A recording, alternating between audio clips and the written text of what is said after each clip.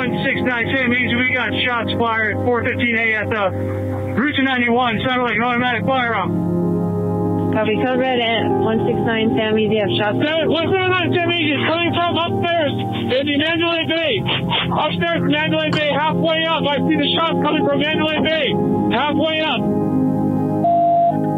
Patrol 361 IC. We have multiple 458 breaks. Give me a surge. We have an active shooter. We have an active shooter inside the whereabouts. Shots fired from Mandalay Bay. There's many people down. Stage left. Just be advised.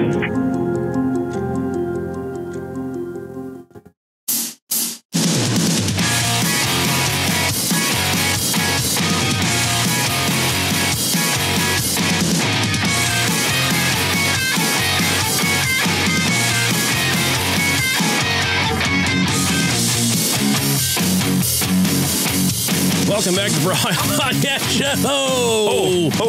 I'm one of your co-hosts. I'm here with Rob Diggity Dangle Dog. Dangling as always. I'm the delicious Nickalicious, or always as delicious. We've got a good buddy from school that we didn't think listened to the show. And he wrote me this week a text message. He's on Wall Street and doesn't talk to people like us anymore. On Wall Street. And he said, I'm surprised you've never introduced yourself as the Nickalicious Dickalicious or something like that. So if we want to go with that for now, I'm the Dickalicious. The Dickless Nickalicious. Dickless Nicholas. That's what my brothers called me when I was little because I have an inverted penis.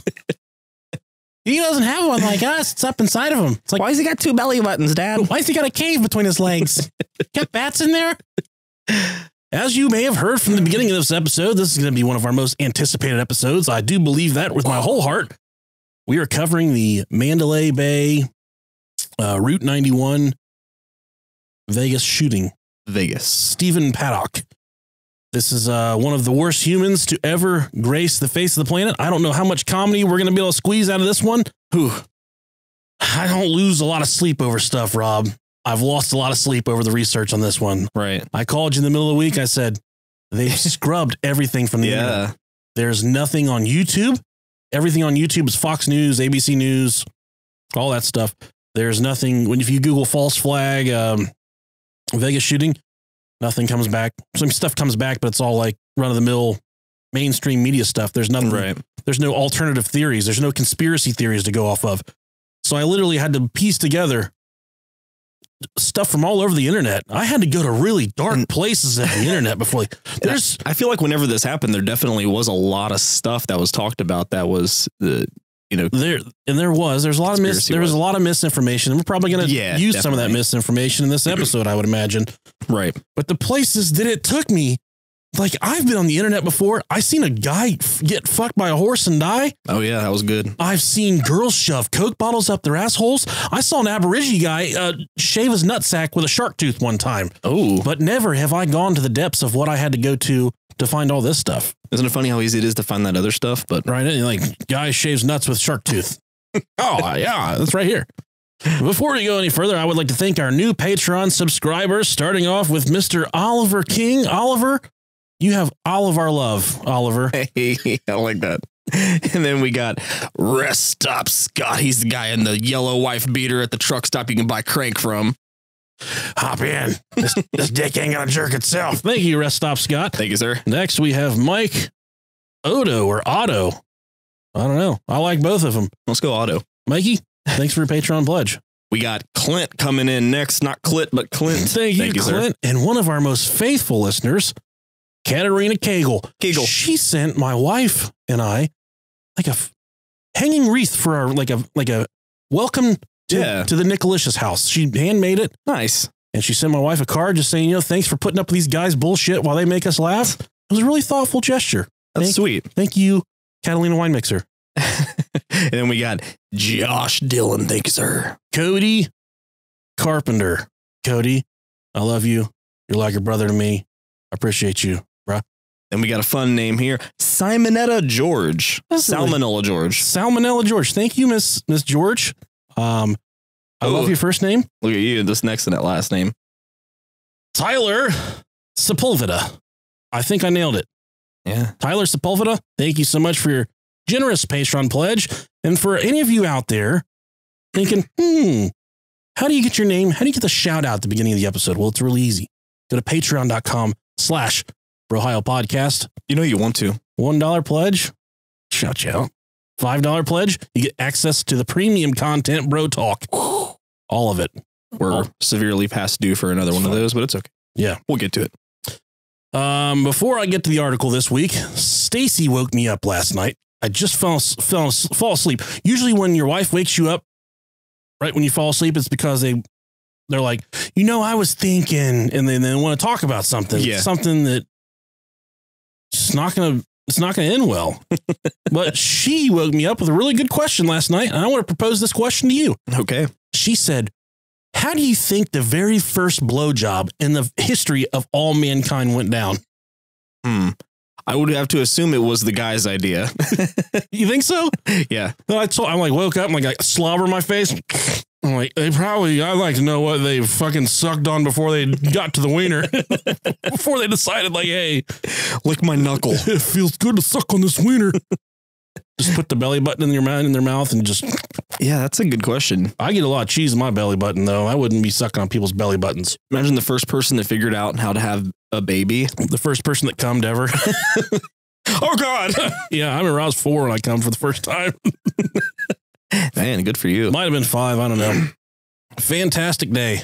They wouldn't let me sit on the Easter Bunny's lap anymore, though. It's so soft. Oh, man. I got a really funny article this week. It was the first one I clicked on this week. And I was scanning over a little bit. The quote of this guy, yeah. I can't even fucking do it, man. This is great. A 29-year-old man was convicted Wednesday of sneaking into the home of a Seal Beach woman, cool place, I know, right? To suck her toes and exposing himself to a jail guard and a woman in separate incidents. Richard Michael Parkhurst was convicted of 1 felony burglary count and 3 misdemeanors, 1 count of peeking into an inhabited building, and 2 counts of indecent exposure. It's always the guys with the 2 first names. Yeah, thank you. Every time. Jurors deadlocked on a felony count of assault with the intent to commit a sex offense. That count was dismissed by prosecutors.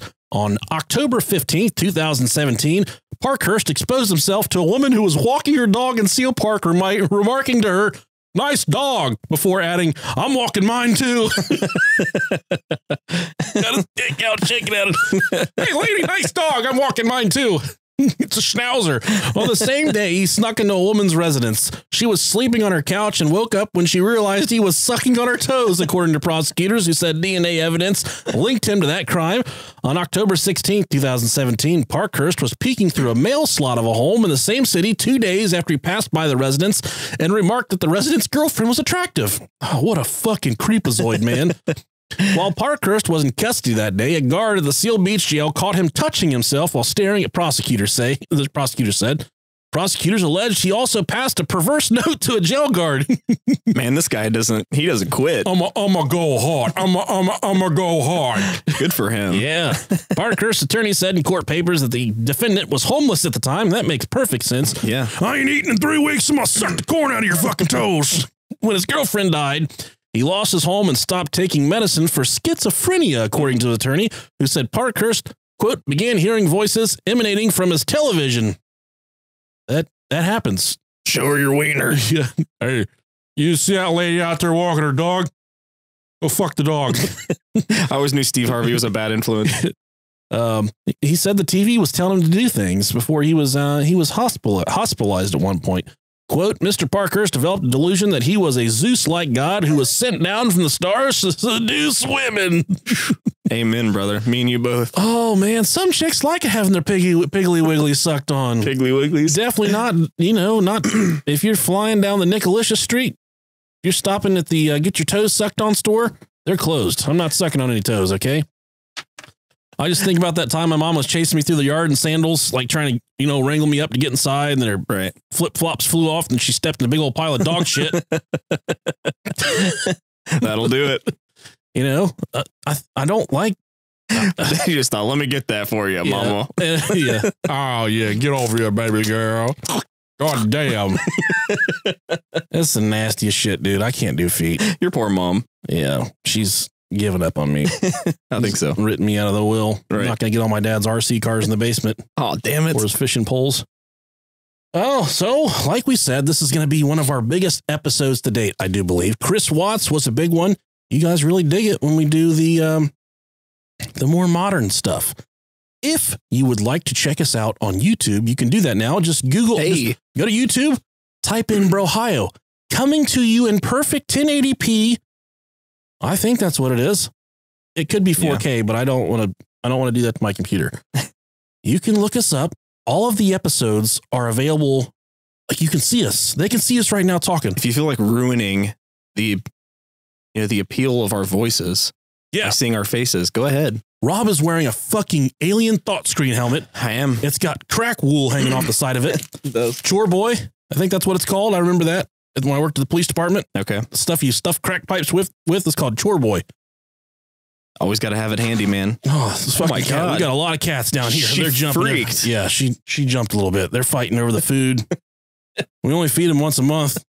I can tell they're empty right now. Man. They're fighting over the last kibble. All right. So like I said, Rob, let's get to the topic. Let's get to the subject at hand. Or as I always like to say, let's get to the meat and potatoes, the franks and beans of this episode right here. Okay.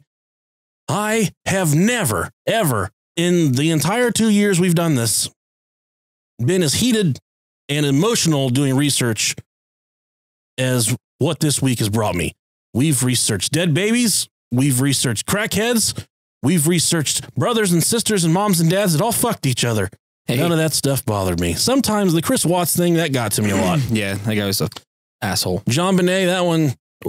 Well, there's some time passed between that it still was a shitty thing, but yeah, this is still pretty fresh. It is very fresh. And the narrative has changed so many different times with this thing that there's no way to call the correct way when it comes to talking about the Las Vegas shooting, the Mandalay massacre, whatever you want to call it. My fucking heart goes out to everyone that lost someone that night, everyone that was affected by this event. In no terms do we mean to disgrace what happened there. And that's what I'm saying, is it's going to be hard to find humor in this episode. He's got a really weird brother. He's got two really weird brothers. One's a fucking kid toucher. The other one's just a weirdo. So maybe we can find in the family. It is in the family. Now the subject here, and I don't know why I have Michael Paddock written down right here, because his name's Stephen Paddock. So my notes are already all fucked up right from Jump Street. Oh well. He lived in Mesquite, Nevada, which was a retirement village. He was formerly he was an auditor for the what you call it, the IRS, the people that are taking all the fucking money right now. He's twice divorced, and he had a longtime partner named Mary Lou Danley. And you may have heard of Mary Lou Danley. She was the Filipino woman that he was kind of had this long-term relationship with whenever he committed these acts. But she wasn't the only one that he was dealing with, because he really liked them fucking nasty call girls there in Las Vegas. Who doesn't? Speaking of call girls, apparently they've got video of the Patriots owner getting his dick sucked by a Chinese chick. Good for him. Here's my thing, buddy. His wife passed away. He's 64, 65, however, 70, however old he is. He's old. He's just out there getting it in. He's trying to get his let him sling that thing, man. Let that weasel run free. He was only in there for 14 minutes the second time. Got his dick sucked and got out. 14 minutes is pretty good. He's not a clinger. Some guys, we talk about it on the Brohio podcast, Butt Chuggers Anonymous closed group, which you can get into the closed group with the super secret password, Bill Wilkins. There's guys on there, they'll start talking about blowjobs, and some guys are like, I've never got off from a blowjob before. I'm like, motherfucker, you are a straight liar. That, or you have been letting your mom suck your dick your entire life, and it's a little weird for you, you know? It sounds like a humble brag. It is. And I used to try that trick with my wife all the time. Like, hey, I've never had one of those before. She's like, I just did it last month. I'm like, yeah, but that doesn't count as like ever having one. That's different. That doesn't work, guys. Especially in the Butt Chuggers Anonymous. There's some women in there that can take care of themselves. They don't need you crowding up on them, telling them about your little wiener, because we all know that every listener of the Brohio podcast has a little wiener. Whether you're a man, woman, cat, dog, we've all got little wieners.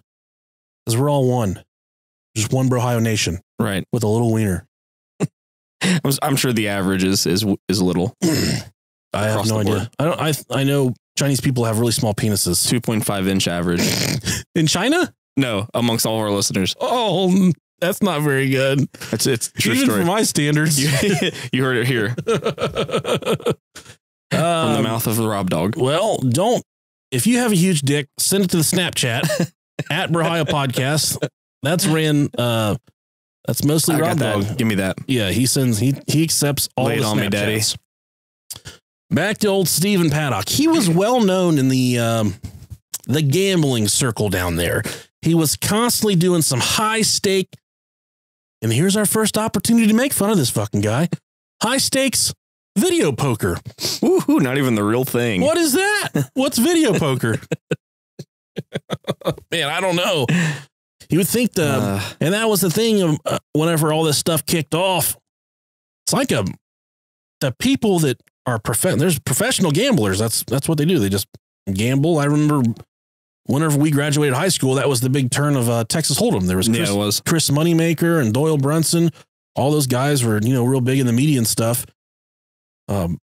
There's like a small, it's like a brotherhood. They're not really a brotherhood, but everyone knows one another. And they'd never heard of this guy because he didn't go to the tables. He didn't play poker. He just set the fucking video poker machines. And that's what he did. It was just one of those like little Tiger handheld games. Yeah. He would sit there and play. Blackjack. Wrong game, dickhead. I think casinos, I've never gone to a casino until I was probably about 25. It was the first time I went to a casino. It sounds about right. Yeah, for me too. And it was one of the most miserable places I've ever seen in my entire life. Definitely. And some of our listeners from the West Coast, their first trip to a casino was probably at somewhere in Las Vegas. In Ohio, now they have a couple casinos, but before that, the only way you could go to a casino was a riverboat in Indiana. And when I say riverboat, it's literally just a huge fucking building they've built on the water. They call it a riverboat. I think it was floating. I don't know, but partially. And you would go in there, and there's just like people. There was people in wheelchairs, half dead. They would have to be. These people had to be plugged into the wall in order to work. I don't even know if they're alive or not. They're just like that's. Still, even when you go to the real nice ones, that's all it is. It's all the senior citizens. Yeah, yeah. In Indiana, they can smoke still. Yeah. And I went to the Motor City Casino in Detroit. Mm-hmm. Oh, Jesus Christ. I'm really lucky to escape my fucking life on that one. What a shithole. People joke about Detroit. Man, that was a piece of shit city. Nice people, tremendously nice people. Yeah. Love our listeners from Detroit. But goddamn, that city. But your city fucking sucks. We were at the crosswalk, and I don't mean anything derogatory by this. This is just what it is. And there was a cop directing traffic in the middle of the intersection. Mm-hmm. There was 3 black guys 40 or 50 feet away from this cop. They had a can of spray paint, and they were spray painting the word boot lip on a wall. Boot lip? Yes, on a wall. Just like, and this cop's just like, he's directing traffic. He's just like, man, shit. They ain't hurting nobody. I don't even fucking care. They ain't hurting they ain't nobody. smoking weed. I don't care. They didn't even, he was watching them. He was shaking his head, and they're just like, maybe he was boot lip. And I said, what the fuck is this place? Is this RoboCop? What is this? Judge Dredd? It's just the Wild West. It's Detroit, man. Right. And I was there to see 3 Doors Down, if that tells you. In Detroit? Yeah. Woo. I was the only person there. My wife and I. It was an acoustic concert, too. It was really a fucking drag. They were terrible in concert. Dave Grohl from 3 Doors Down, if you're listening, well, you fucking suck, dude. That's the worst live performance. All right, back to the. We're going to start with the timeline first. Stephen Paddock, he arrived nearly a week prior to the incident. So when he arrived at the hotel, it was nearly a week before all of the murders took place. The murders themselves took place on October 1st of 2017, right around between 10 and midnight. He arrived and checked in on September 25th. He asked for a high-level suite overlooking the Route 91 Harvest Festival. He didn't move into the 32nd floor, room 135, where he committed the acts until the night before the attack. He was given the room for free. He received a lot of comps. He received a lot of free meals, free rooms, and his brother spoke very candidly recently in a documentary called #Vegas Wrong. And I did not ask for the permission to play this trailer, but I'm going to play it anyways. It's an interview with his brother, the one that's not a fucking kid toucher. Okay. He's the really weird nut job. And apparently he had the year leading up to the specific incident. He had spent, I think he had lost close to $2 million in gamblings. That's a lot of money, but that's a lot of money. But apparently that was not a lot of money to him. Sometimes he would go to get a free room and they'd be like, we don't have anything to comp tonight. So he would go sit down at a machine and just fucking unload 100,000 into it, like snap right now. So then he could go back up like, hey, I just spent $100,000 at this video poker machine, giving my free shit. So right now I'm going to play the clip. It's about 4 or 5 minutes of his brother explaining how Vegas had wronged him. He started off in Reno. He got chased out of Reno because he wasn't, why are you laughing? That's just funny, just getting chased out of Reno. Yeah, by Dangle. Right. And some fucking cowboy boots. He got chased out of Reno because he wasn't, they were losing too much money on him. He was spending a lot of money and he was winning. They didn't like that. So then they chased him out of Reno. Naturally. Now he went to Vegas and he was getting fucked by Vegas. And this could have to do with his motive of why he committed the murders, but I don't think it has anything to do with it. But his brother explains how Vegas was shoving it right up his fucking ass.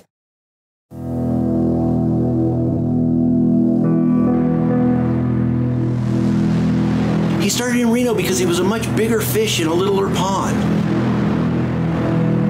He'd say, here's $100,000. I'm going to play. And they say, okay, Mr. Paddock, here's a nice room for you, and blah, blah, blah, blah, blah. He was in the red double X, whatever they call their fancy shit club.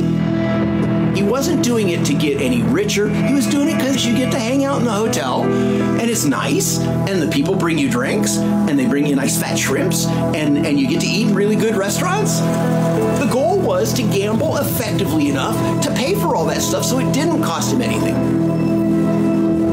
When he needed to burn points, he'd go to their store and buy a bunch of crap. You know, $350 sunglasses and $450 watches, and I'd get a box of shit. TVs would show up at my mom's house. He wasn't losing. If you aren't losing, you aren't a good customer. If you break even and you're spending their comps and eating in their restaurant, you're costing them money. If they are not making money on you, they fucking want nothing to do with you. And they pushed him out of Reno by just cutting off his comps and stuff. He's been staying in Las Vegas since '06. So we're talking about 11 years. Frequent visitor once or twice a month. I've got a picture of Steve holding a $250,000 check signed by Steve Wynn. When Steve came in, they said, "Oh, we've got your room, Mr. Paddock."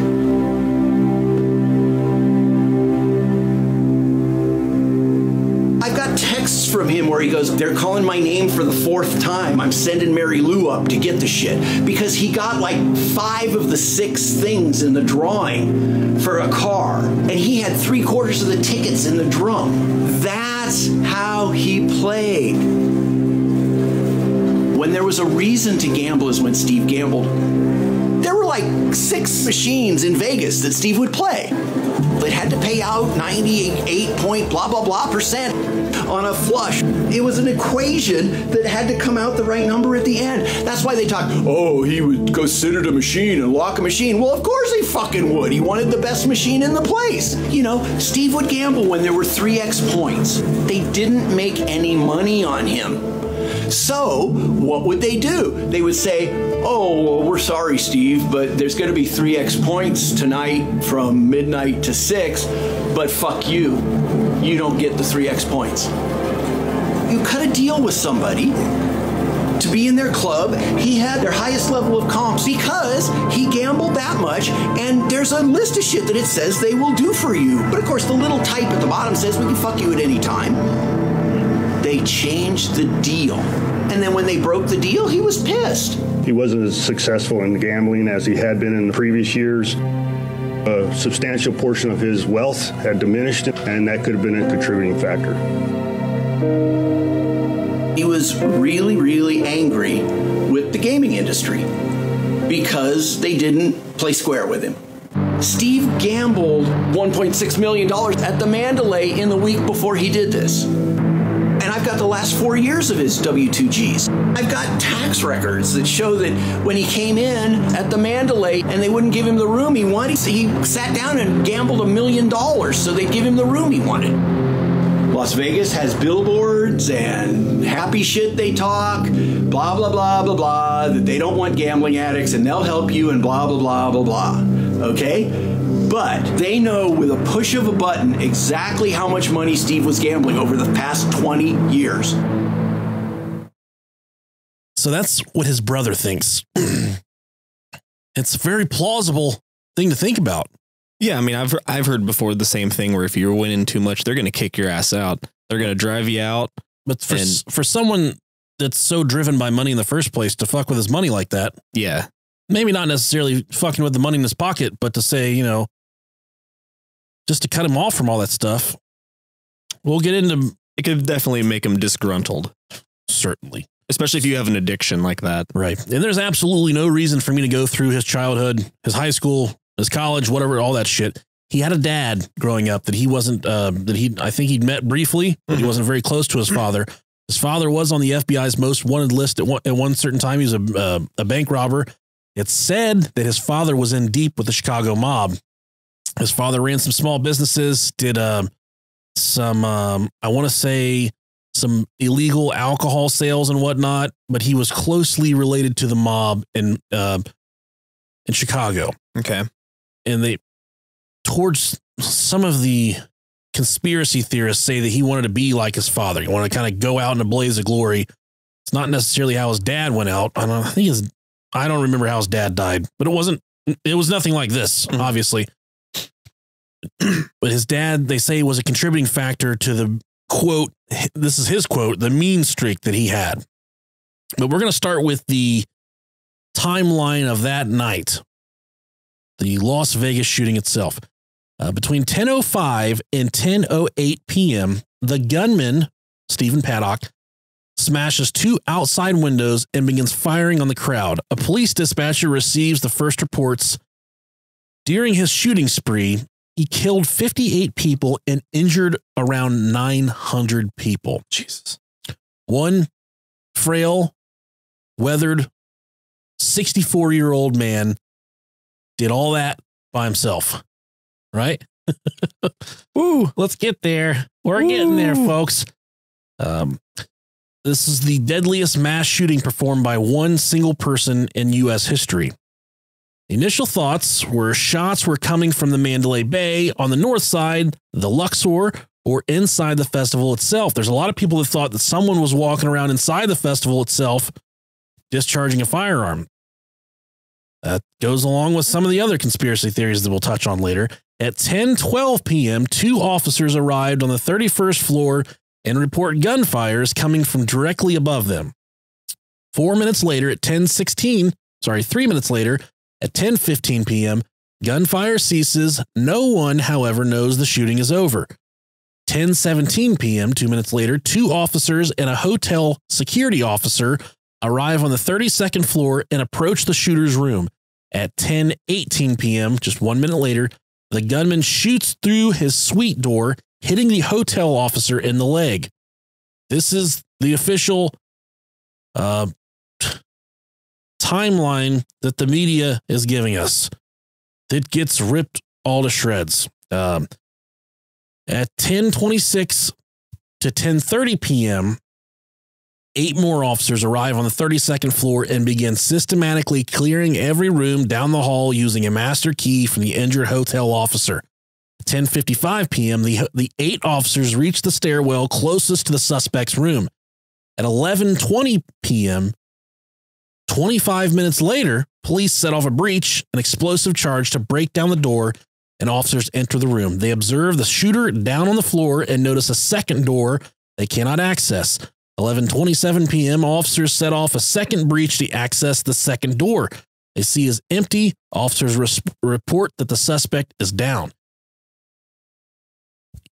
To say that this was his original plan, to touch on something else, he did reserve a room overlooking Lollapalooza in Chicago on August 17th. A month before, he stayed for this specific party, the Route 91 festival. He stayed at the Mandalay a month before this with Mary Lou, his whatever she is. She's like a domestic partner, essentially. Yeah. His girlfriend, pretty much. She told the police that he was absolutely obsessed with the windows and vantage points surrounding the hotel. So we have the security guard that's been shot in the leg. From this narrative right here, the official timeline from the media, he was shot in the leg when he was upstairs with the officers. Okay. Okay. 1 week after the shooting, this is where it starts to get cranky, Rob Dog. Just 1 week after the shooting here. Hold on a second. Sure. 1 week after the shooting, Stephen Paddock's home was broken into and ransacked. His home in Mesquite, Nevada, was left completely unlocked by the police. Ransacked. No suspects, no one, arrested for it. And this is just the domino effect of several things that are not going to add up with the narrative that's been placed in front of us. So, simply put, he breaks the windows and he starts shooting down at people at the Route 91. And you've all heard it in the media before. He had several assault-style rifles, AR-15s, AR-10s, equipped with bump stocks. And if you're not familiar with a bump stock is, I didn't know what a bump stock was whenever this first happened. But a bump stock is an add-on to the bag. I'm going to say this if, like, I'm speaking to someone that makes it fully automatic. Right. Well, it uses the momentum of the recoil of the gun to make the gun act in a fully automatic capacity. Yeah. A few of the guns used were on tripods in the room. For him to spray bullets from up in the air, I would assume the best bet for accuracy would be for the guns to be on tripods. Mm-hmm. But to utilize a bump stock, it cannot be on a tripod. A bump stock has to be up against your body and it can't be on a tripod. Okay. So right there is one big question. Conflicting. Very conflicting. But this guy had something around like 33 fucking guns in this room. Like 33 long guns or 32 long guns and a revolver, some kind of crazy shit. The security guard in question, his name is Jesus Campos. Right after the incident, within days, mind you, he'd been shot in the leg. He just went to Mexico for a week or two. Just out of nowhere, he was supposed to be on Ellen. He was supposed to be, getting investigated, or not. He wasn't getting investigated. He was doing all these interviews with the police, with the FBI. In the middle of all this, within a week, he's on a plane heading to Mexico to visit family. The reports from the FBI and from the police department is he had this trip planned, and this is something that he, they said we were fine with him going. He already had this paid for, and he had it planned, so we're going to let him go. I'm sorry. My fucking brain is going a million miles a second right now. There's so many different things to say. About a month prior to the shooting, he took a random trip to Mexico as well.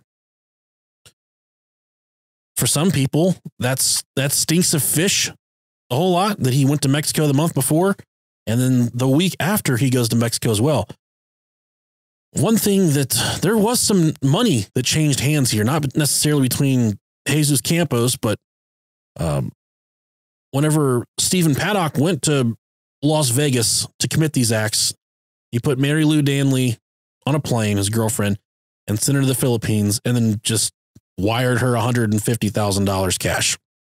Just wired it to her, said, buy a house for you, for your family. But yet she had no idea he was going to do this. She's not right now. The case is closed. Mm-hmm. The official report released from the Las Vegas Metropolitan Police and the FBI, there's no motive, and he acted alone. This lady, fucking shell casings and bullets from the scene. They have her fingerprints on the bullets and the shell casings. That's but she told the police right up front. She said, "You're going to find my fingerprints on some of those." And they're like, "Wow, now what the fuck?" You know. And she's like, "I used to like to jack him off while he load bullets. That made him really hot." But she said that she would help him load bullets. Okay. It was a bonding experience. And that's what I'm thinking. I'm like, what woman just sits down with their husband and says, "We're going to load some goddamn bullets"? People that haven't had sex with their brothers and sisters before don't do that shit. You know what time it is, baby. Don't you grab them magazines? Yeah, grab one of these bullets right here. These big old dangly giblets. Giblets. I love that word. So the biggest thing right now is we've got a security guard that's been shot in the leg, and he says, "I'm good enough to go to Mexico." But when he went down, when he radioed over, first he goes up to the 32nd floor. Mm-hmm. He gets called up for a door ajar alarm. Okay. So he gets up there and he goes to enter the floor, and the door that he was going to use to enter the floor is completely sealed shut. Not sealed shut, but there's something locking the door in place. So then he goes to another door. He goes up to the door that was locked shut, and he looks at the door, and Stephen Paddock had drilled an L bracket into the door to completely lock the door shut. Okay. This guy had fucking power tools, drills, all kinds of stuff inside. It wasn't just guns. He had everything. He came prepared, fully prepared. Well, fully prepared. And he had the door drilled shut. So then the security guard's like, "Well, what the fuck?" That's when they say Stephen Paddock had cameras set up on the room service cart, a dirty room service cart. Cat's down there eating stuff. She's going wild. That he had a camera set up there. He had a camera set up on his door, so he could see everything going on outside of his hotel room. And I went and looked at the crime scene photos. You think about little like pinhole, surveillance cameras, stuff you can't see.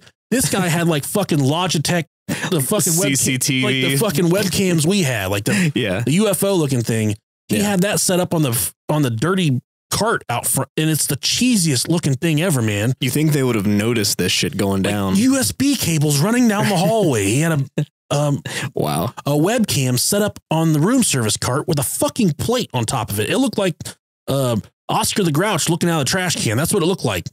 And it's just sitting there. And he's got all this stuff wired up to monitors, and he had several computers inside the hotel room. The thing about these computers, all the fucking hard drives are gone. There were no content, no value to these computers at all. Nothing as far as the investigation goes. Just had some computers in there with no hard drives. Just for display. But he could see everything going on outside of his room, and that's when he allegedly fired through the door, shot through the door, and wounded the security guard, Jesus Campos. Okay. But when Jesus Campos was struck in the leg, he was shot in the leg, he calls out to the radio, over the radio, he says, "I've been shot by a BB gun or a pellet gun." This guy had fucking long rifles, revolvers. He took the fucking bull like a champ. That? Or is he a paid spokesperson for the U.S. government? He says, and I can just see, like, if it were a false flag, or was, I don't want to call it a false flag, because people died that day. Right. False flags are when they say people died, no one dies. This was not a false flag. Loved ones and people the world needed died that day. He says that, sorry, I've completely lost my train of thought here. Whenever they signed him up for this thing, they're like, "All right, this is what we're going to have you do. You're going to go up there and you're going to stumble upon the shooter, and then you're going to get shot in the leg." And he's probably like, no, senor. So it's just like, they're just saying it was like premeditated type deal. It was planned out. Well, could have crunched up at the last second and said, what am I getting fucking shot with? You know? Yeah. An AR-15? No, nah, fam, I'm good. Can we use a pellet gun or a BB gun? Yeah. But the photographic evidence does say that something big shot through the door. It wasn't a BB gun and it wasn't a pellet gun. But he recovered fine. I mean, he was okay. I want to say there was a press conference where he had a cane, he had a bit of a limp, but for someone to take an AR-10 or an AR-15 shot to the leg and just be like, oh, I'm good. I'm going to be fine. I guess if it hits you in the meat, yeah, that would be one thing. So here's where it really sours for me. The guard was shot 6 minutes. He was shot 6 minutes before Stephen Paddock started opening up fire on the Route 91 festival. And that's a long time. It is a long time. And right off the get-go, and we've talked about this, there is just no motive. This guy, no clear, concise motive about what he was doing, why he wanted to do this. He was, and I'll touch on it a little later on, he was kind of, some people claim that he was kind of sympathizing with the right-wing movement with like Waco and Ruby Ridge. He was pretty upset about that stuff. Some say that he turned, turned into a radical Muslim the weeks leading up prior to that, because whenever this first happened, ISIS is like, yeah, that's us. We did that. And usually, it's not against the narrative for ISIS to take, shoulder the brunt of something like this. They do that a lot. Even if they weren't involved, there's sadness and casualties involved in America. I think they took credit for the Boston bombing also. Right. They said they did it, but my official documents that I'm submitting to the FBI, I'm ruling out ISIS. Okay, good. Yeah. We'll keep on eating bacon McGriddles like it's my goddamn job. That's what I'm going to do. So why is there no...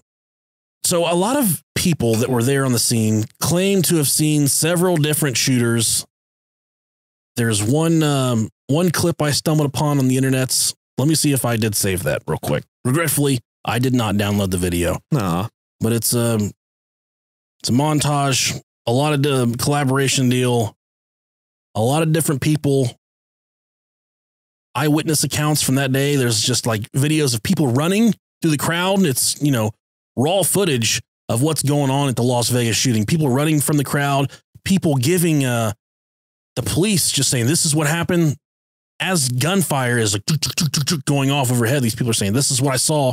This is what, there's one guy, he seems a little fucking drunk. People are like, oh, it's fucking, all the YouTube keyboard warriors, like, it's fucking goddamn shit's a government fucking cover up. And this guy's like, I was down through I was Jason Aldean. And there's a guy that walked in and started shooting.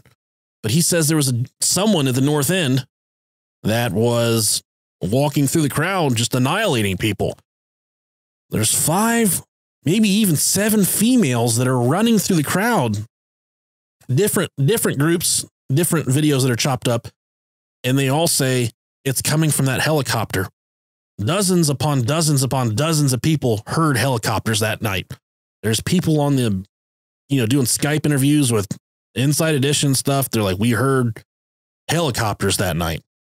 And people specifically describe military helicopters in great detail. There's like a big dome. Like that they saw them? Yes, that they saw helicopters. And some of you even say they saw the flash coming from the helicopters up above. Yeah, I was going to say the sound thing, that's one thing, because that could just be the reverberation of the shots bouncing off of buildings.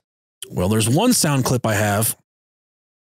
Well, and it kind of goes with the narrative of the fact that there's more than one shooter. So when you hear these audio clips, you hear it's a cab that's right below Stephen Paddock. That's right at the bottom of the Mandalay Bay. Literally, the gun is 32 floors above him, hanging out the window, cracking off rounds. So the narrative we have here says that he shoots, and this is what happened. He shoots the security guard in the leg, waits 6 minutes, allegedly during the 6 minutes, that's when he's got the hammer trying to bust out the windows, right, of the hotel room. Right. So he can start shooting down at the festival. This cab that's filming down below, and this is from an audio analysis. I'm not going to play the entire thing. It's like 15 minutes. But you can hear the gun hanging out the windows like crack, crack, crack, crack, crack. And you're hearing the echo in the distance. Yeah. But every time you hear the echo in the distance, you hear the raw, like crack, crack, crack, crack, crack. It's seconds. It's a second delay. Yeah. Yeah. But then off in the distance, way off in the distance, you don't hear the crack, crack, crack, crack, crack. You just hear like there's a different gun, a different kind of gun coming from a different place. That's not where and I'm just going to play it right now. Okay. So we're going to hear the raw footage of the gunfire up above. You're going to hear the echo, and then it's going to play like a distant shot of some type. And if you're interested, here's the echo of those 8 shots. There's like 2 shots and then like 6 more shots.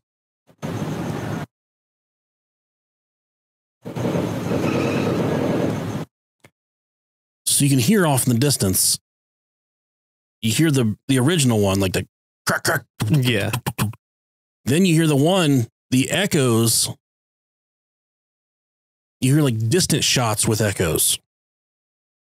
But the Stephen Paddock shots you can hear up above. It's like it's right above his head, Yeah, snap, right snap, there. snap. Mm-hmm. And then you have those distant shots. So,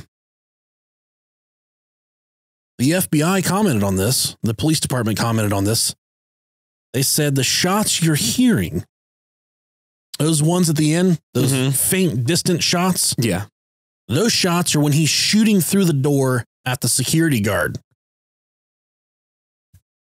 Flashback to our official timeline. He shot the security guard before he started shooting down at the people at the festival. Yeah, which makes no sense at all. Doesn't make any sense at all. Yeah. But they tell us that those distant shots we hear, that's him shooting down the fucking hallway. Even though he shot down the hallway, wounded his victim, never shot at the police that were coming up, waited 6 minutes, busted out the window, then started shooting downstairs. The crack, crack, crack, crack, crack, crack you hear is him shooting down at the people at the festival. Mm-hmm. That distant shot is what they say is him shooting down the hallway, but he shot down the hallway before he shot down at the festival. There's no way. It's definitely one of 2 things. It's either going to be, like I said, the sound bouncing back, or it's going to be somebody else shooting. Yeah. There's only 2 other things. It can only be those 2 things. Right. So for me, that doesn't make a whole lot of sense. There's not until just recently did they finally release footage of him moving throughout the hotel, of the days prior and all the things that he did leading up to this. There was a lot of uproar on the internet about him never being on film, because Vegas, every single centimeter of Las Vegas is under closed circuit television. Oh, yeah. You can't do anything in Vegas without being recorded. But then for months after this, there was just nothing, no video of him. And even to this day, no one can physically put a gun in his hand. Now there's so much misinformation about this thing. I don't know what to believe. There's some reports I read that said they didn't even find the gunpowder residue. I think the GBR or some shit, like I can't remember what it was. When they did the autopsy, they found no gunpowder residue on the body that was recovered from 32-135, Stephen Paddock. What they say is Stephen Paddock. They said that during the autopsy, they couldn't find any gunpowder residue on this guy at all. And completely omitted from the autopsy was the gunshot wound that he inflicted on himself to kill himself. I can't remember if he shot himself in the chest. I want to say he shot himself in the chest. But for some odd reason, I'm thinking it's a suicide. He possibly shot himself in the head. But ultimately, I think he shot himself in the chest. the mortal gun wound is completely omitted from the autopsy that was made available. So that absolutely, positively stinks like shit. There's the story of the crazy woman running through the crowd, warning people 45 minutes before the shooting. She's screaming, "Everyone's going to die. Everyone's going to die." You know, I don't think that that really had anything to do with what happened here. I think that was just someone that was drunk and crazy in the crowd. So I'm kind of overlooking that. Some people read a lot into that, but drunk hillbillies at a country concert they're gonna say things like that. You're gonna fucking die. You know, people get emotional and drunk. They say things they don't mean. So I think we can chalk that conspiracy theory up to that. On September 11th, 3 weeks before, there was a 4chan user that predicted an event. It was an anonymous user that said, in the next few days, everyone in the Las Vegas area needs to stay inside. Don't go outside. You're going to put yourself in great danger. So there was that anonymous 4chan tip. Yeah, I remember that. And FYI says he shot himself in the mouth. Oh, he did? Yeah. Okay. For some reason, I thought it was in the chest. Oh, yep. There's definitely a picture. Yeah, it was definitely the mouth. Okay, good. Very good. And like we said before, there's lots of witnesses that reported multiple shooters. And there was even people that went forward on their social medias and whatnot that reported multiple shooters. And we're going to get to them here in just a minute. But for me, a 64-year-old man took 400 pounds of guns, skids and skids of fucking ammo, and moved it back and forth from his house in Mesquite, Nevada to this room. Please tell me why you're committing an act like this. Why you would need 33 guns. That was my initial thought. It seems, and this is not in any way or shape or form a pun, but it seems completely overkill. It absolutely is overkill. Yeah. You have two trigger fingers. Yeah. And this guy wasn't an excellent marksman. He wasn't a sniper. There's no military experience. He wasn't a fucking covert ops guy. Nothing. He was a fucking accountant. Okay. He just some guy that liked to gamble, but he had amassed these guns and all in the year leading up to this. He hadn't, been this crazy of a gun collector. And his brother even said that when there was the initial, they went to his brother's house when all this happened. They said, "What do you have to say about all this?" And his brother's like, I'm dumbfounded. I don't know what to say. He had a safe with some guns in it, but really I have no idea what's happening here. We'll play that for you right now. And I don't want to talk much more. This is all, once again, what I'm telling you is all part of the record. He has no police record. He doesn't even have parking tickets, probably. How did you hear that he was? We got phone calls. The Las Vegas PD were cooperating with the cops. We have talked to the PD. This is like you called me up and said, your next door neighbor did this. And I'd go, wow, my next door neighbor did that. All I've ever seen him do is mow his yard. The fact that my brother did this there's nothing. There's not even anything I can say. I mean, how do you... I mean, my brother did this. This is like it was done, like he shot us. I mean, if he'd have killed my kids, I couldn't be more dumbfounded. I mean, it doesn't... So there's nothing. Last communication. There's nothing. After the hurricane. I mean, I can show you the text. He said, how's mom? Did you get power? I mean, that was it. There's absolutely, we have nothing. Like I said, we have nothing for you. I mean, I hope someone figures out that, I mean, I live here. He lives we're not that close. I mean, we talk on the phone occasionally. He calls my mom and talks to her. There's no mental health issues. There's no there. Not that we know of. I mean, no not that Not an avid gun guy at all. The fact that he had those kind of weapons is just... Where the hell did he get automatic weapons? He has no military background or anything like that.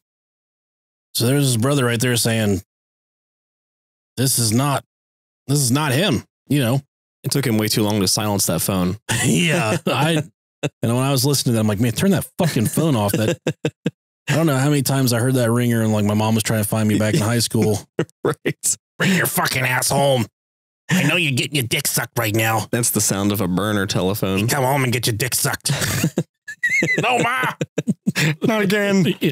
So his brother, obviously, a fucking Looney Tune, but he said this doesn't fit the mold for Stephen at all. This is not him. The guns, all this stuff. Now, the weeks leading up, he had carried, let's see here. Let me get down to it.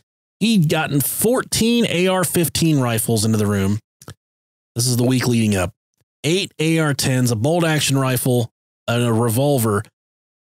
In all, he had 22 suitcases brought to the room. Now, mind you, he's doing all this stuff allegedly by himself from Mesquite to Nevada. But then when he would get to the Mandalay Bay, from Mesquite to Las Vegas, when he would get to the Mandalay Bay, he would have the what are they, fucking bellhops or some shit? I don't know what they're called. Yeah. They would carry the shit up for him and take it inside for him. Little did they know that he was unloading. They were helping aid in one of the bloodiest massacres in U.S. history. Now, the police, when they entered the room, they said that it was just like a bad movie, just the worst movie you'd ever seen in your entire life. There was haze from all the gunpowder, even though it's said that during his autopsy, there was no gunpowder found on him. The lights were flashing from the smoke alarms, I would assume. Mm-hmm. And the police officers, just a few days after the attack, they went on 60 Minutes and they gave an interview about what they saw when they entered the room, when they breached the door and when they went in. One other sticky thing about when they went in. So whenever you enter the room, it's a suite right at the corner of the Mandalay Bay. And he also had the room next door to it, 134 or whatever. And you know, when you check into hotels like that, there's like a room and there's a door that separates the rooms and you can open up that door and you can pass from room to room. Yeah. Yeah. When they got into Stephen Paddock's room, the door to 134 was locked. Okay. Even though the window was busted out over there. The door was locked from the 134 side. Okay. So how... As if someone in 134 had locked it and busted out the window. Which goes into my second thought. For this guy, he's got, 33 guns or whatever.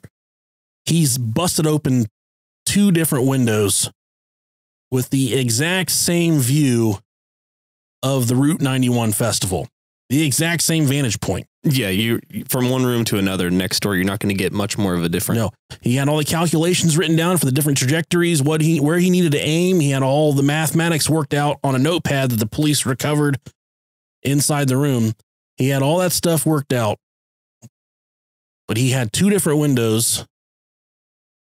And some people are like, well, it would make it faster to switch back and forth. I'm like, no, because even when you emptied one clip on one side and then you go the other side and empty that clip, then you still have to reload 2 guns. It doesn't really make it any. Yeah. Not only faster. That, but at the most, I would assume that 15, 20 feet apart. Presumably something when you're up that high, looking over that vast of a, landscaping, I don't think it's going to make that much of a difference. If you're using it as 2 different vantage points, they say one of the guns had a bump stock and a scope mounted to it. You're not using a scope with a fucking bump stock. You're pulling the trigger and you're praying you hit whatever you're aiming at. You're spray and pray. You're not using a fucking sniper scope on a bump stock rifle. So why was the door locked? They had to breach that door to get into that side. And why were there two different windows busted out? That's my question. There's, some really hoaxy videos that are slowed down on YouTube, and it shows muzzle flash coming from both holes. Mm-hmm. That can be easily fabricated, which I think could possibly be the case for those videos, or just maybe some odd reflections, Yeah. But still, it doesn't soothe my brain when I'm thinking about why there needed to be two different holes opened up with the acts that he was committing and the time that he needed. I mean, he knew the police would be at his fucking door within minutes. Oh, definitely. And he took 6 minutes after he shot the security guard. It just took 6 minutes to bust these windows open. I would think that once you got one window open, that would probably be presumably enough. But now I'm going to play the clip from the police officers, the team that made the first sweep into the bedroom with him. These guys are smiling the entire time while giving these accounts. They're laughing. They're nodding their heads. They're looking away. They're not making eye contact. It goes along with, I'm not calling these guys liars. Yeah. But it definitely looks like they're not concerned about all the victims that were affected by this. The one guy starts giving his account. He's just like, yeah, there's, and then he's laughing. I mean, I can't, obviously we're a visual, we're an audio based media form right here. We can't show you the smiles, but you can get on there and check it out yourself.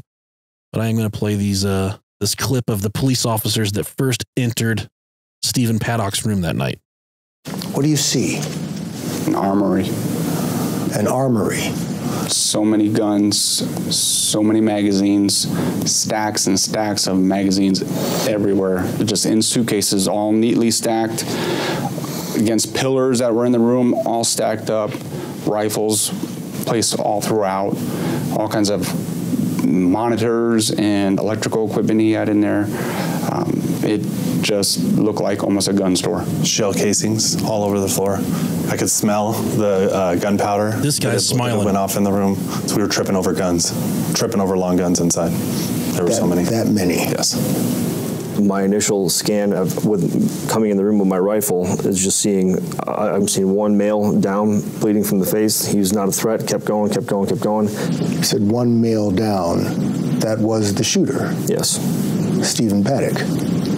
What were his wounds? I didn't see any apparent wounds to his head, but I did see a lot of blood that had come out of his mouth. Well, there was a bloody revolver, I think, nearby him that was on the ground, consistent with him shooting himself. What else did you see?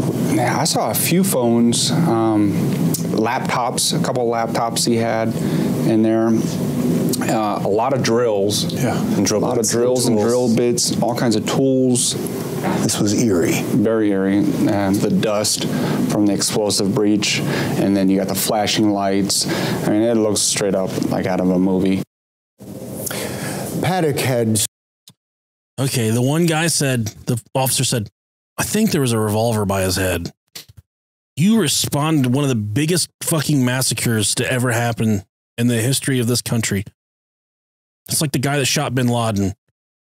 There's no detail that guy's ever going to forget about that night. Yeah, right. Exactly. Whenever I worked at the police department, I remember a time we went to a animal abuse case. Mm-hmm. It hit me hard, and I remember the smell. I remember the steps. I remember the way my fucking boots were tied that day. I remember what the thermostat was set on in the apartment. I remember the refrigerator was open. I remember thousands of things about this, something like this that stuck with me. But this guy says, I think there was a revolver by his head. And the entire time they all just took off like smirks on their face. And you hear the guy in the beginning, he says, it's like when your mom says, you don't want to go to school. And your mom says, are you feeling okay?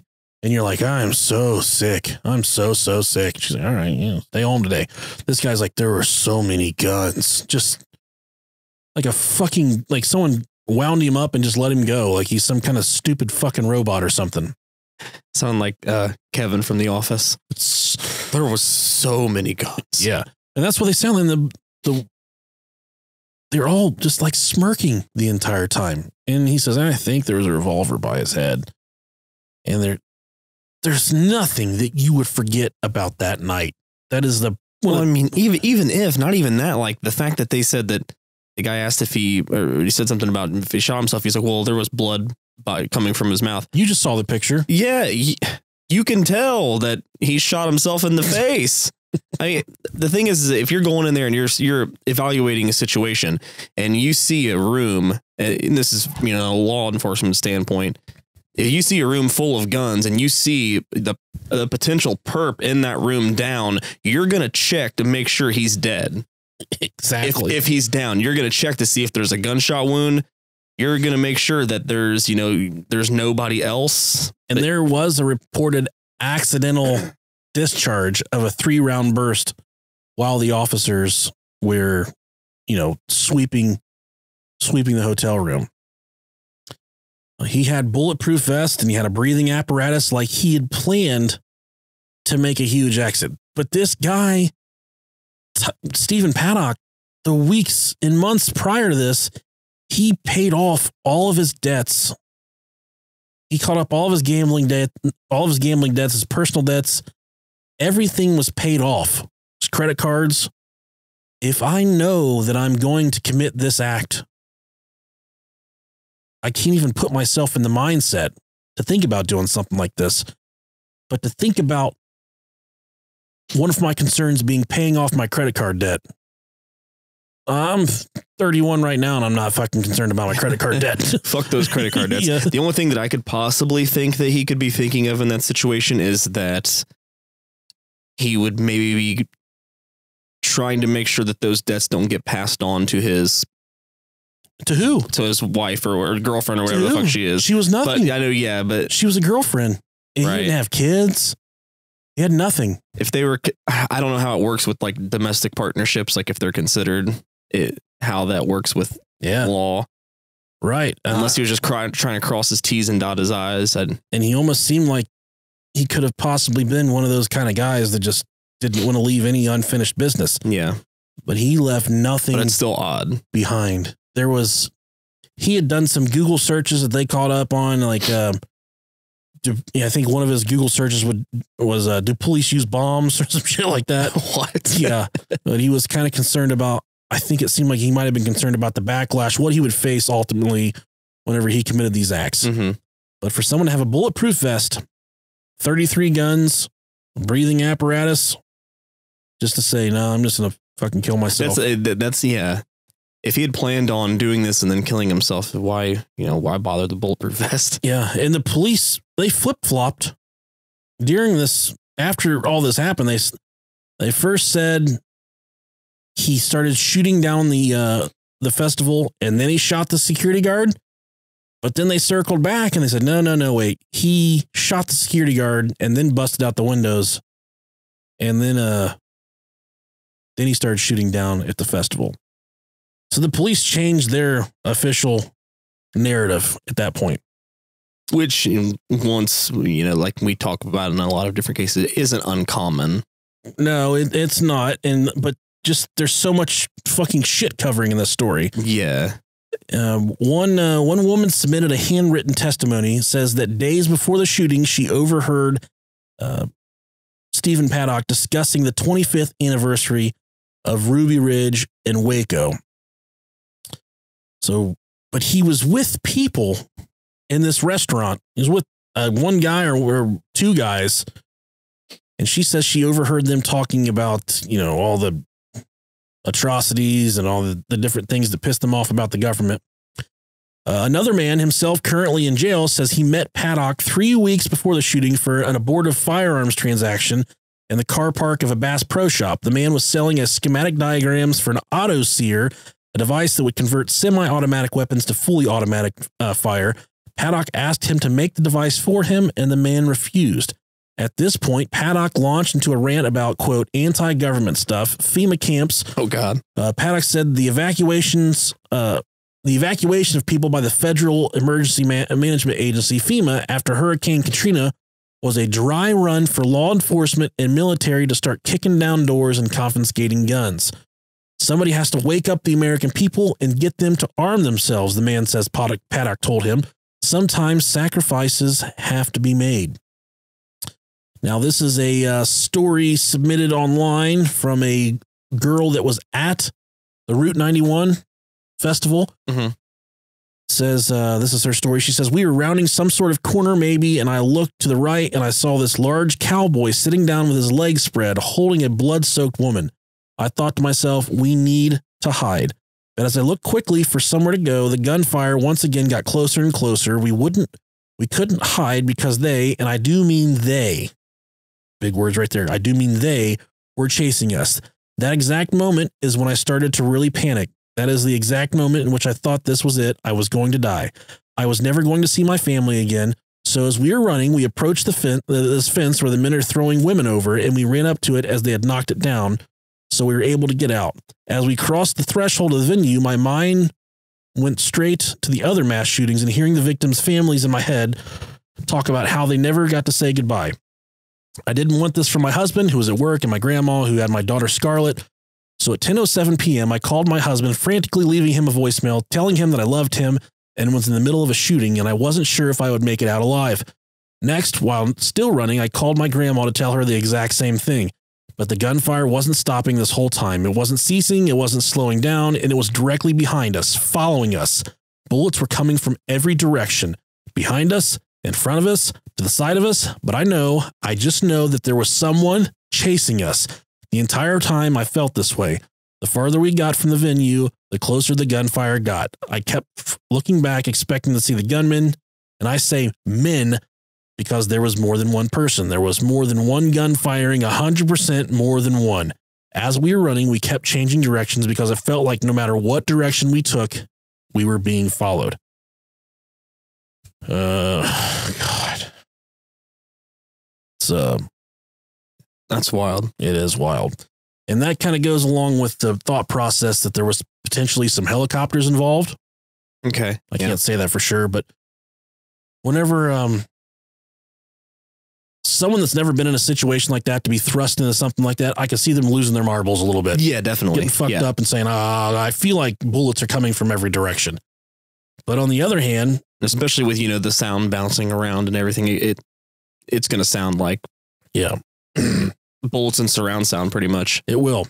And with the amount of ammo he had up there, theoretically, it probably would have felt like bullets were coming from every direction. Yeah, definitely. But the one thing about you're going to seek refuge. You're going to get behind a barricade, something to block you. And at that point, you're on the other side of a concrete wall or something. You're not going to be faced with any more gunfire at that point. But this girl's saying that even when she was hiding, she was still being chased with gunfire. So if you've stuck around this long, an hour and 12 minutes, this is where it gets really fucked up. So first, we're gonna touch on John Beelman. John Beelman, he was questioned. This guy was off in New York City when all this shit happened, nowhere even close to Las Vegas.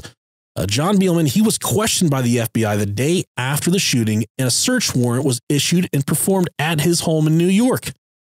He had a 27-year-old disabled daughter that was suffering from Rett syndrome. Authorities discovered a cell phone charger during the investigation of the shooting. There was a cell phone charger found in the room, so he had several cell phones, but this cell phone charger did not go to any of the cell phones that he had. This was not a normal cell phone charger. This was there was no accompanying phone to go with the charger. Like I said before, the charger is used to power a CP502 520 3.0 volt lithium ion non-rechargeable thin cell battery. So that sounds like a mouthful, but to dumb that down, this is the same battery that's used by U.S. Special Forces and other government covert government communication devices. So I guess this is a cell phone charger that goes with a certain cell phone that doesn't primarily get recharged.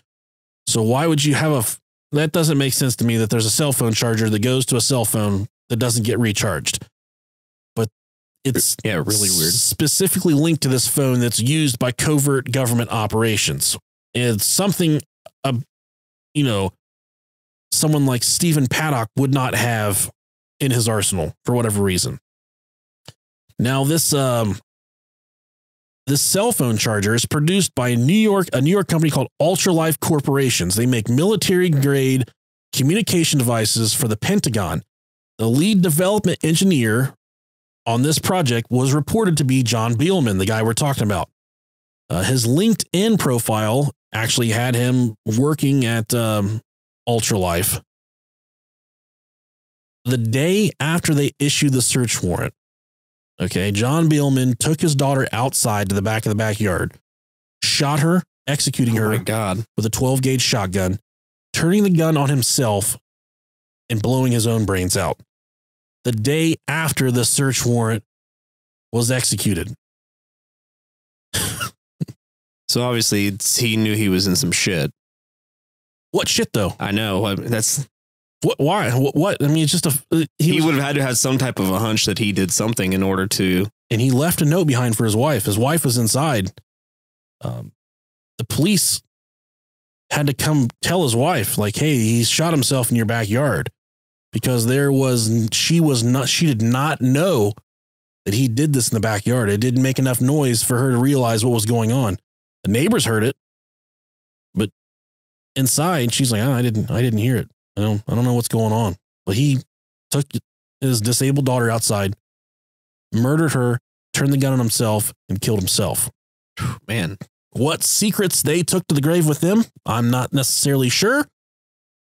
But if that's one of the things about this story that fucking jumps out and says, what in the fuck is going on here? You know? Then we move on to Dennis and Lorraine Carver. Both were at the Route 91 concert the night of the event. When shooting suspect Stephen Paddock began firing off rounds from his hotel room in the Mandalay Bay, Dennis Carver thought he was hearing fireworks. Once he realized what was going on, he shielded his wife's body with his own, keeping her safe from the flying bullets. Quote, this is what she put on her Facebook. "We're safe. Prayers for us all," Lorraine wrote in 2 separate Facebook posts after the shooting. Then she goes on to say, "I think the shooters have gone." So she's publicly... So she assumed that saying that there was multiple. Right. "I think the shooters have gone." During the shooting, Dennis lost his cell phone that was full of pictures and videos from that night. Somehow, the FBI came into possession of the cell phone. It took the FBI 3 weeks to return the phone. There was many accounts of people having their cell phones taken that night, and the phones were wiped by agents that were working the scene. The cell phone is not even the tip of the iceberg here. I'd be pissed first off. This deleting couple, my shit. Right. I got some really good look. I got sometimes you get out of a hot shower and you work up a really good chub. Sometimes you get that. There's like that time where like you get like a chubby and it looks like your dick's bigger than an actual boner. It's really a fantastic time for a picture. Your sack actually doesn't look like prunes. Yeah. Fluff it up real good. Yeah. Nice and stretchy. So you would think these people got their cell phone wiped. That's bullshit. That's fishy. Well, Dennis and Lorraine Carver, they're speaking about, just a few days after the concert, their car suddenly veered off the road outside of their home, crashing into a gate, exploding into a fireball in impact, killing both of them instantly. A spokesman for the local fire authority said it took firefighters over 1 hour to extinguish the blaze. I've seen car fires before, Rob Dog. They do not fire up like that. Not a fucking fireball like that. Right. And they had 2 surviving daughters. I believe they weren't involved in the accident, but the accident was so close to their house, they heard the collision and ran outside and ran down to the crash scene and saw that it was their parents' vehicle that was involved in, but they were already gone at that point. It was the car burst into a giant fireball. 2 people that had come forward and said, "Hey, there was more than one shooter. We were being shot at by shooters. Their fucking car burst into a fireball in front of their own house." If that doesn't stink like shit, and the thing is, this stuff is so far. I weeded out some stuff that I couldn't confirm. Right. I could confirm this. I did my own research. I found this. There's one story of a guy that he'd come forward about multiple shooters and then he just vanished. He's just gone now. So then I get on Snopes.com and they say, no, he's still around. He's still talking on his Facebook. I go look him up on Facebook, 150 fucking Facebook pages. Not, you can go to a Facebook page and you see like, this is the guy's Facebook page. Mm-hmm. They were all scattered posts, random pictures. All these people are getting Hillary Clinton. Yeah. I didn't even put that guy in here. Then there's the next one of Dennis Contreras. In the same week, the Carvers died. I'm sorry. Maybe they called him Danny as well. I don't know. Mr. Contreras, an eyewitness Las Vegas shooting survivor who publicly claimed that there were multiple shooters involved in the attack, had been found dead in an empty house in Las Vegas with multiple gunshot wounds. His body was found in a vacant home in Northeastern Valley after a neighbor heard a man groaning inside the building and called 911. Police say Contreras was dead when they arrived at the 5800 block of East Cary Avenue near North Nellis Boulevard. The woman who called the emergency services to the scene says she didn't hear any gunshots, but the coroner confirmed that Danny Contreras, 35, died of multiple gunshot wounds and ruled his death a homicide. Mr. Contreras tweeted the day after the attack saying he was lucky to be alive after he was chased by 2 gunmen. His social media post from his Twitter account, which has since been suspended by Twitter, that shared several times, said, "Feeling icky to be alive. Can't believe I got out of the concert alive. 2 men chasing me with guns. Not everyone so lucky." So he was feeling lucky, not icky in the beginning. Sorry there. Can't read his broken text. That's just how it's typed. Yeah. Feeling icky. Yeah, he's definitely feeling icky. Yeah, that's definitely, it seems to be a common occurrence. They just find him in a vacant house. Someone that says, "I was chased by 2 gunmen." He's just found in a vacant house dead for no reason. No gunshots heard. None heard. Multiple gunshot wounds. Come on, Rob. I've told you, dude, this stuff had me up. And this isn't even the last one. Kimberly Suchamel. I don't know. She's no longer with us. There's a lot of Y's in her first name. I can see that much. Kimberly went public with claims of witnessing multiple gunmen and was determined to prove the mainstream narrative is wrong. She even announced plans to set up a survivors group to shine a light on the truth about what happened in Las Vegas and expose the lies. According to Kimberly, the Las Vegas shooting was carried out by multiple gunmen who were chasing people down in the crowd and shooting them. Her post on Facebook quickly went viral as it confirmed what many had already suspected: the mainstream media, quote, official narrative that Stephen Paddock was a lone wolf gunman was false. Less than 1 week after she gave this account, Kimberly was found dead at her house in Apple Valley, California. She had a fucking seizure while she was sleeping and passed away. With no prior history of seizures. Shit. Takes you to Orville Allman describing meetings with him. He was the attorney for the Route 91 festival. He was also the acting attorney for Jason Aldean. He had some private conversations that were made public where he expressed that the meetings with MGM, the Las Vegas police, and the FBI is, quote, incredibly strange and complex. And he sent these messages to his friend. But eventually, I think he put these on this public Facebook page, and they were eventually made private. There was multiple Facebook threads about how, his concerns about how just weird these meetings with the police department and the FBI were. There was also, he was upset about the FBI and the police department just saying, "Hey, we're not doing any more press about this." And that's kind of what the police department did. They dropped it, man. They just stopped talking about it. For one of the bloodiest massacres ever in American history, for just stop hearing about it. You would expect like weekly updates on this stuff, and it kind of stopped.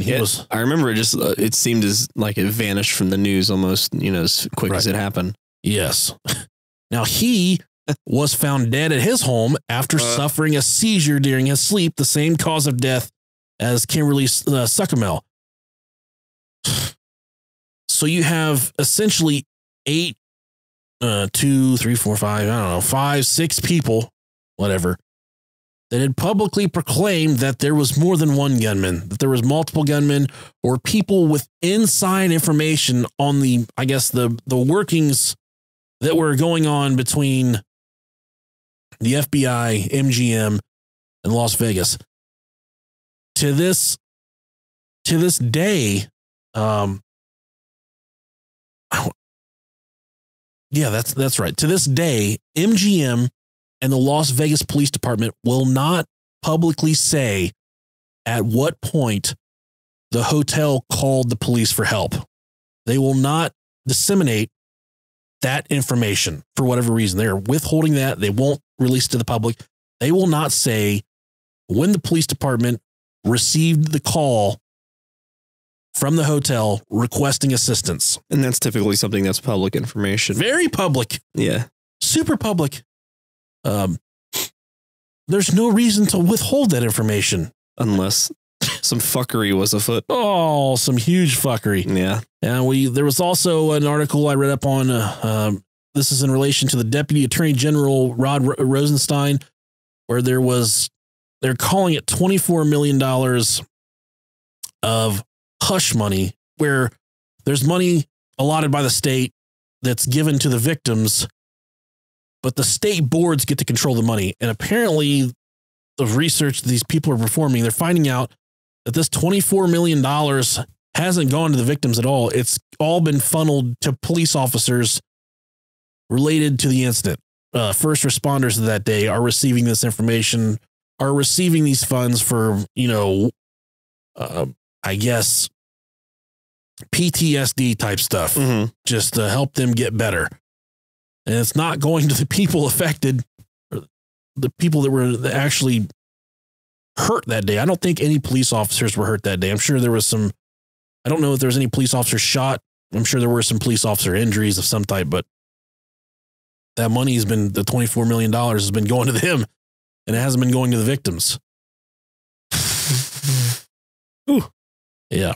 And then it stinks. It does. And then according to a Radar Online, a prostitute they interviewed said that one prostitute that Stephen liked a whole bunch, he liked her a lot, quote, there's messages where Stephen is telling her he's a government experiment and that they are listening to everything he says and does, and they can hack into his brain and take over.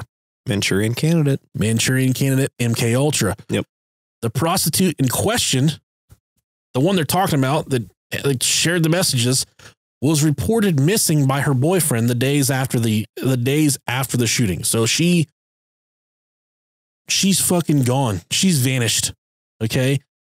And this prostitute went on to tell other girls that she was scared that something was going to happen to her.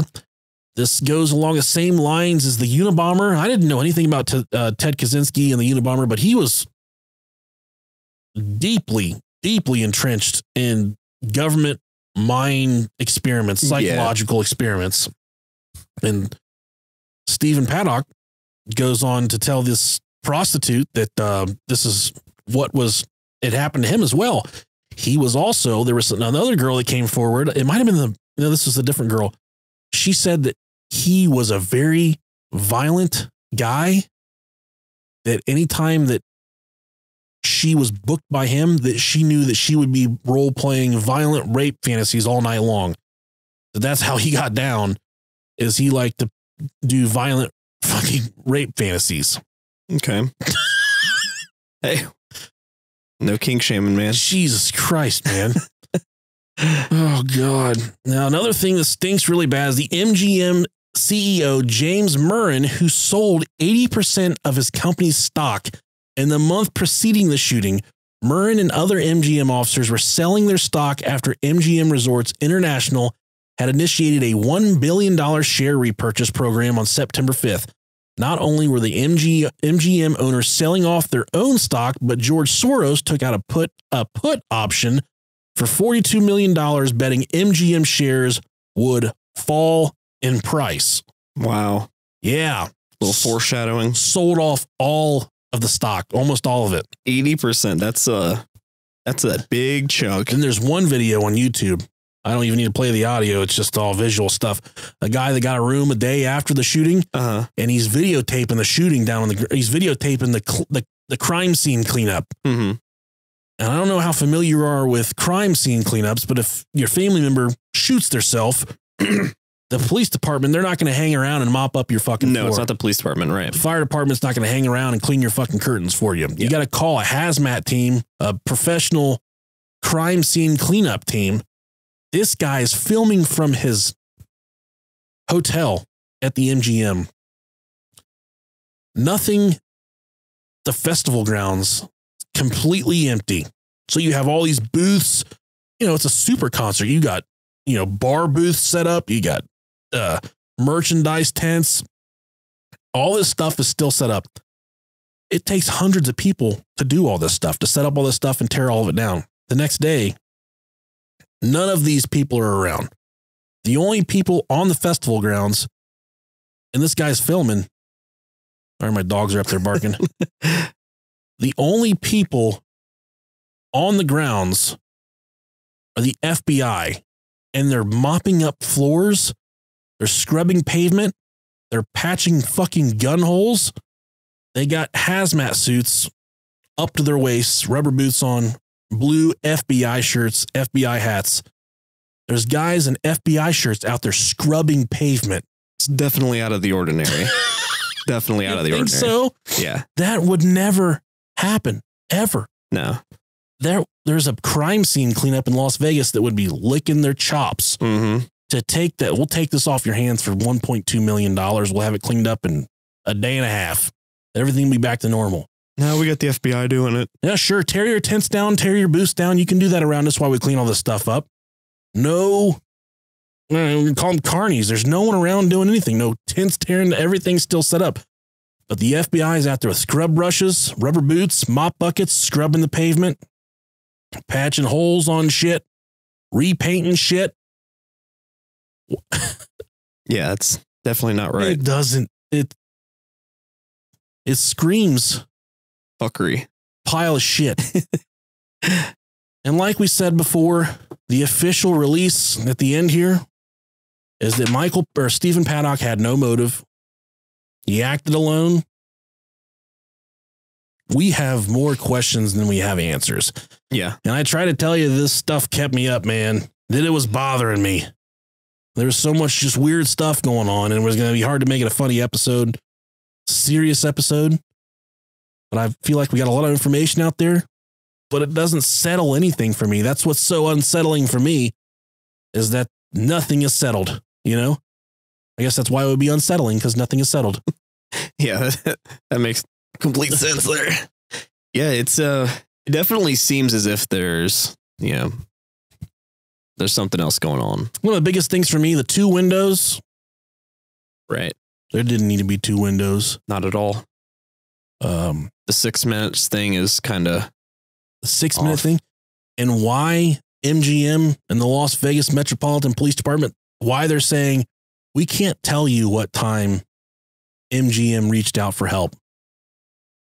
The second he said something about being shot should have been, Fucking think so. But he said he was shot with a BB gun or a pellet gun. So they might say, oh, it's just some kids up there fucking off. We're going to send our goon squad up there. Hey, notice you got you putting your chips awful high over here.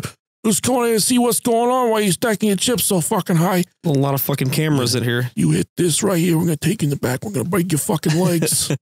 You're going to be wearing kneecaps where your fucking asshole was. You're going to be wearing assholes on your face. Your boyfriend's going to have to fuck your face if he wants to fuck your asshole. I'll let my boyfriend fuck my face. Fine. Or my asshole. Mm-hmm. So let's round it out with a funny email we got this week. Okay. I don't remember the name of this person. Okay. It's not in there. So I think in one episode I asked. Yeah. There's a name at the bottom. One episode I asked if you ever had your dick sucked by a crackhead. I also asked for Ouija board and bed bug stories. This is an all-encompassing story. All right. He says, I'm writing you. I gotta get into my part here, what I think this guy sounds like. Channel it. I'm writing you about your request for bed bug stories from your February 11th broadcast about Ouija boards. I had an infestation of bed bugs brought on by playing with the Ouija board when I was 14 years old and living in Fallon, Nevada. My friend Skidmark and I were in the back of his dad's cantaloupe shack, having just finished humping some slightly overripe heart of gold melons. As an aside, sticking my teenage beef whistle into the wet, slightly past fresh flesh of a rejected cantaloupe counts among the sexual highlights of my life. And he pulled out a Ouija board from underneath some melon crates. So good. We decided that we wanted to call up a demon from hell to possess the pile of cantaloupes behind us, transform it into a hot hell bitch that we could hump all day. All day. Why does that sound like a Beavis and Butthead episode? Oh, it gets so much better.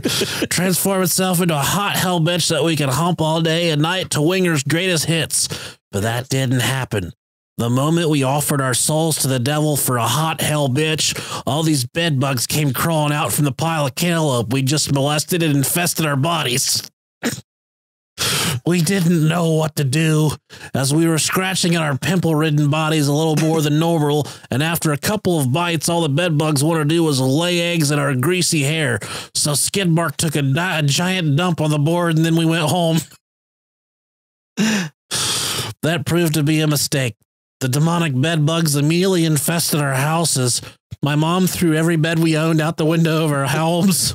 We had 2 windows left in my house, so my mom ended up throwing our family dinner through both of them because she was that mad and because she messed up the meatloaf.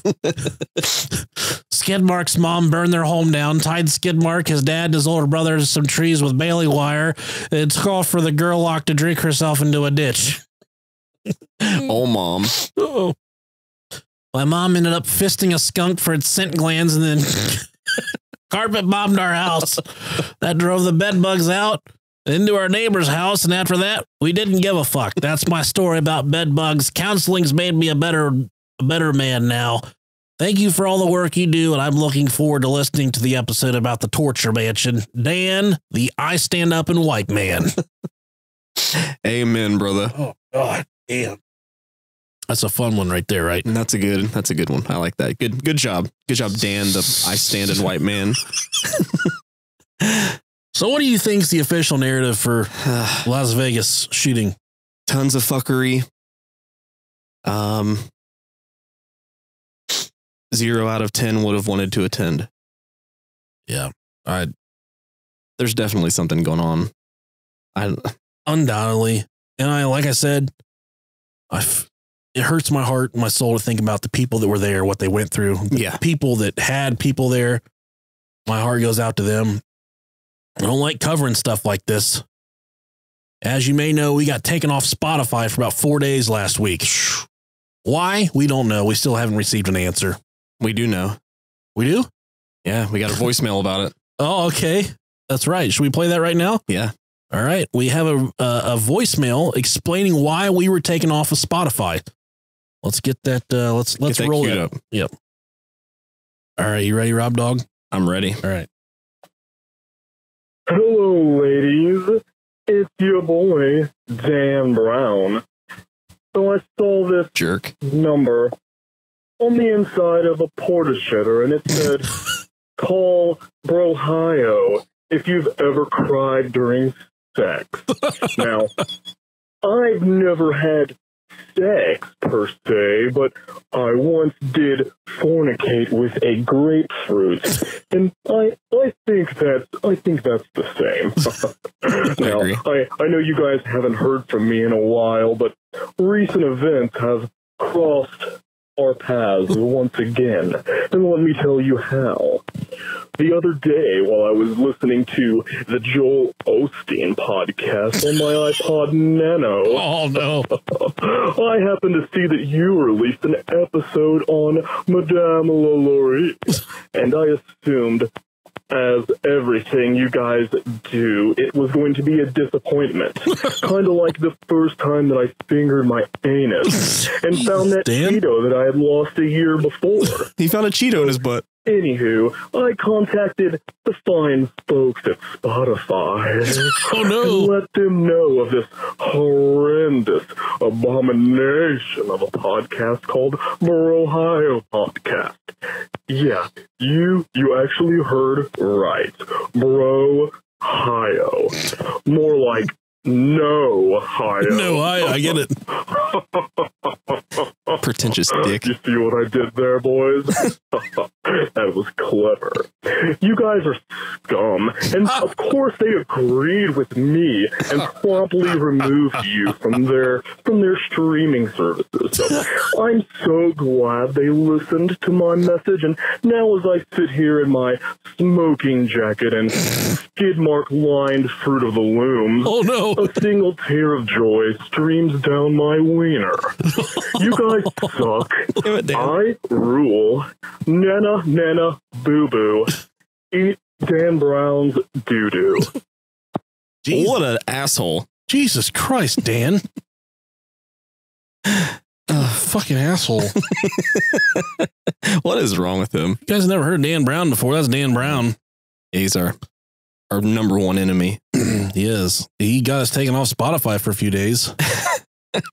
What a piece of shit. The Brohio Nation rose up. Yeah, man. They said, we ain't gonna let them take our boys down. Said, fam. We gotta go to church. And we go to church, we listen to Brohio.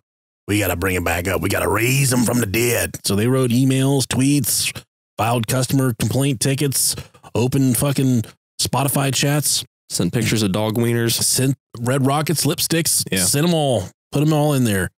And we're back on Spotify. Amen. Where are we getting taken down from this week for doing the Las Vegas shooting? Probably everywhere. Oh, man. My wife's like, you ever wonder about them coming to our house and fucking killing us? I was just thinking that. Like, if we... Yeah, I think about that a lot. Hopefully this doesn't happen. Hopefully I don't get killed this week. Who knows? Yeah. But thanks for listening, guys. Thanks for sticking around. This is a long episode. It was fun. Yeah. Oh, we've done longer. That's what she said. Hour and 41. Oh, yeah. That's not too bad. Not too shabby. Thanks again, guys. We love you so much. We love you. Next week, we're going to be covering animal reproductive organs. Yes. Yeah. I've waited so long. Yeah. So have I. So. All right. Love you guys. Thanks. Love you.